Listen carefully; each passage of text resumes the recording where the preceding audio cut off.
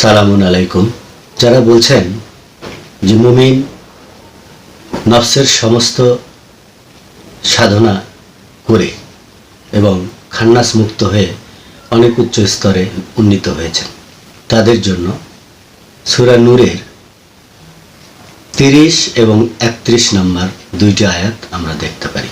সূরা নূরের 30 এবং 31 নম্বর আয়াতে আল্লাহ রাব্বুল আলামিন বললেন মুমিনদেরকে যে তোমাদের দৃষ্টিকে সংযত করো এবং যৌনাঙ্গের হেফাজত করো। তো দৃষ্টিকে সংযত করতে হবে।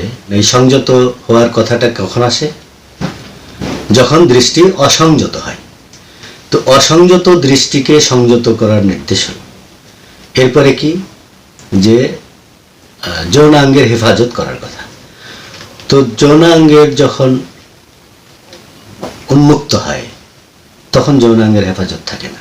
তো সেই হেফাজতের কথাটা এখানে আসছে। দৃষ্টি অসংযত এবং যৌন আকাঙ্ক্ষা এটা কখন হয়? যখন মুমিন তার নফসের সাথে দেওয়া যে খান্নাস, এই খান্নাস মুমিনের নফসে কাম প্রবৃত্তির জাগরণ করে। এই কাম প্রবৃত্তির বেগ যখন মুমিন কন্ট্রোল করতে না পারে, এই কাম প্রবৃত্তি বা কাম রিপুর গতিবেগ যখন মুমিনের আয়ত্তের বাহিরে চলে যায়, কন্ট্রোলিংয়ের বাহিরে চলে যায়, তখনই দৃষ্টি অসংযত হয়।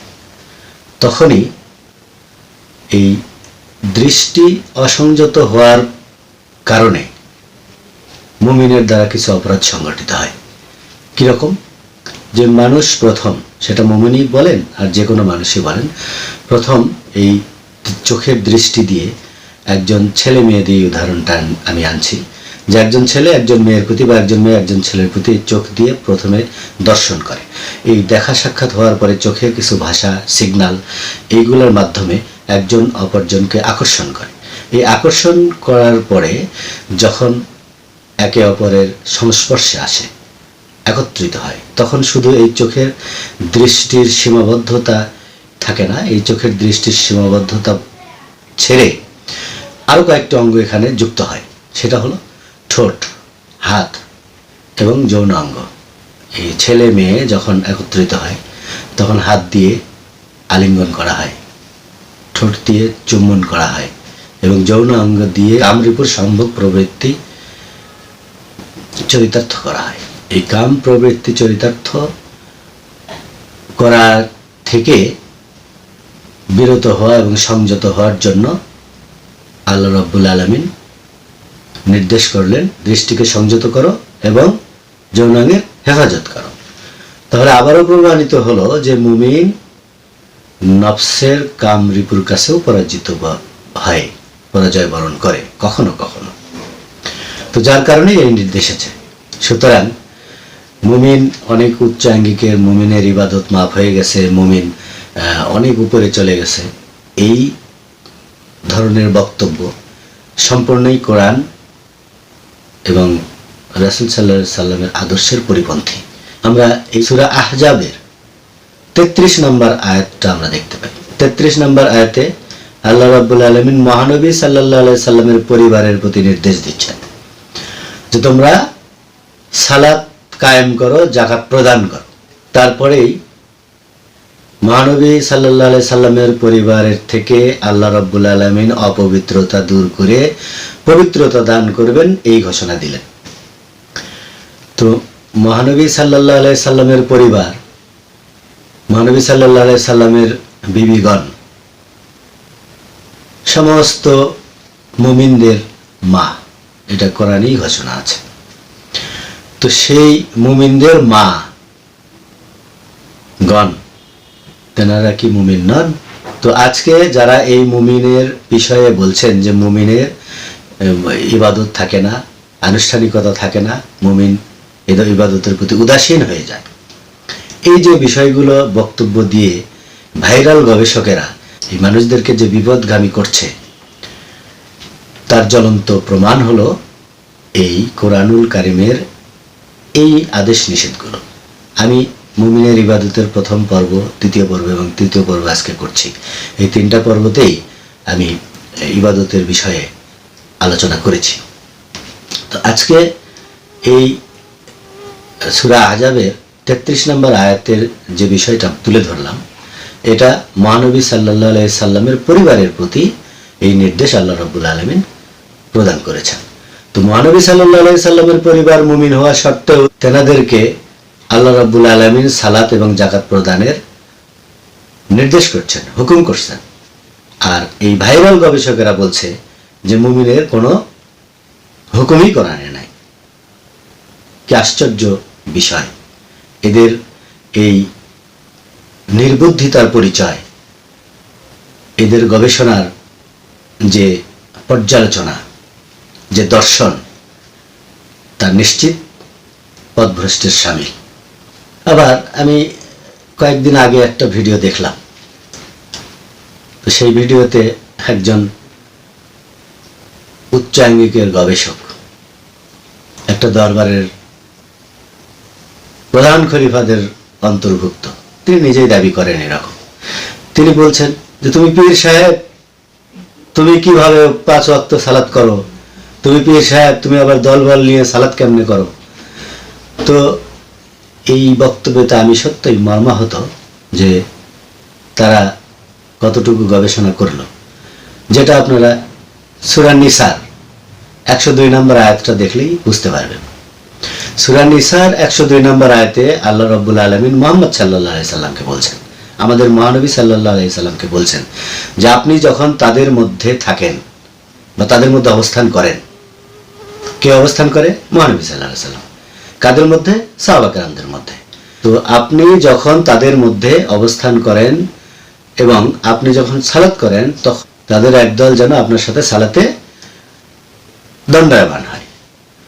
তো তাদের একদল সালাতে দণ্ডায়মান হবে, আর একদল কি করবে?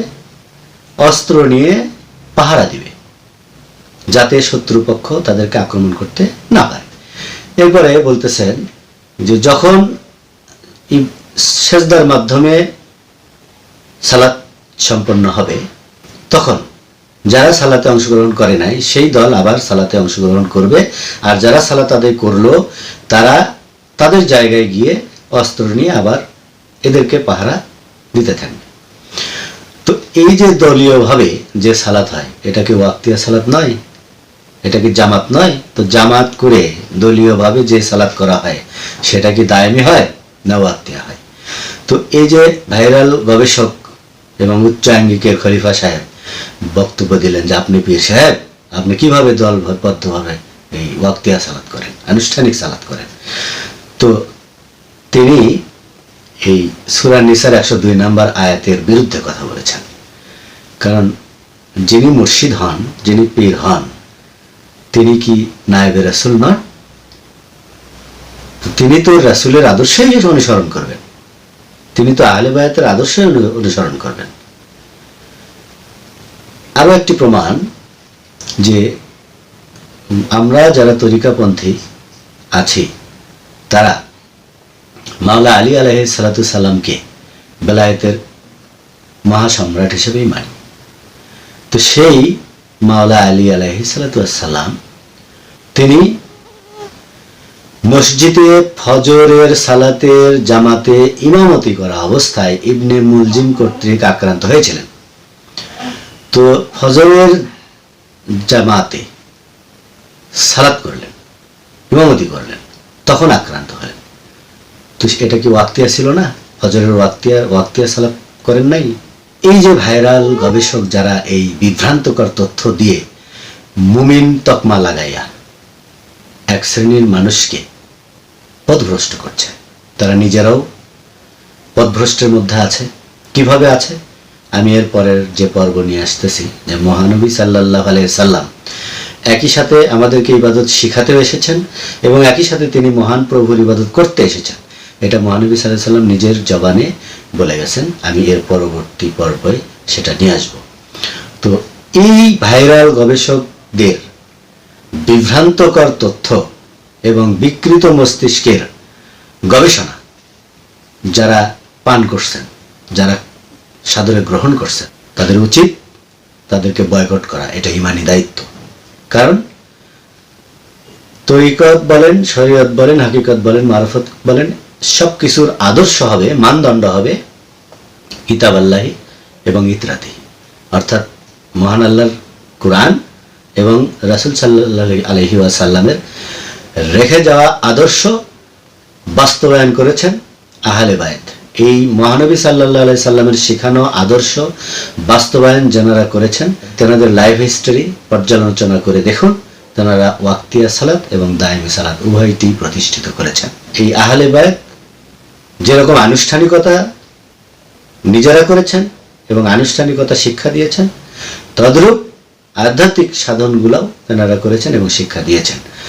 সুতরাং এটা বলার অবকাশ নাই যে এই মুমিন হওয়ার পরে ইবাদতের প্রতি উদাসীন হবে, মুমিন হওয়ার পরে এই ইবাদত লাগবে না।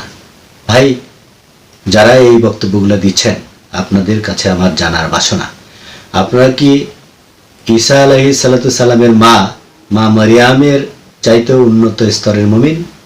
আপনারা কি ইসমাইল আলাইহিস সালাতু সালামের পরিবারের চাইতেও উন্নত স্তরের মুমিন? আপনারা কি মহানবী সাল্লাল্লাহু আলাইহি সাল্লামের পরিবার বর্গের চাইতেও উন্নত স্তরের মুমিন? আর এখানে উন্নত স্তর আর অনুন্নত স্তরের বিষয় নয়, আসলে প্রত্যেকটা ইবাদত প্রত্যেকটা মানুষের জন্য, হোক সে আমানু, হোক মুত্তাকিন, হোক মুহসিনিন, হোক মুমিন, হোক হাক্কানি মুমিন, হোক তিনি মুসলমান। আমি এর পরবর্তী পর্বে আরো বিস্তারিত এই বিষয় নিয়ে আলোচনা করব এবং অকাট্য দলিল প্রমাণ দিব। সঙ্গেই থাকুন। আখিরি দাওয়ানা আনিল হামদুলিল্লাহি রাব্বিল আলামিন।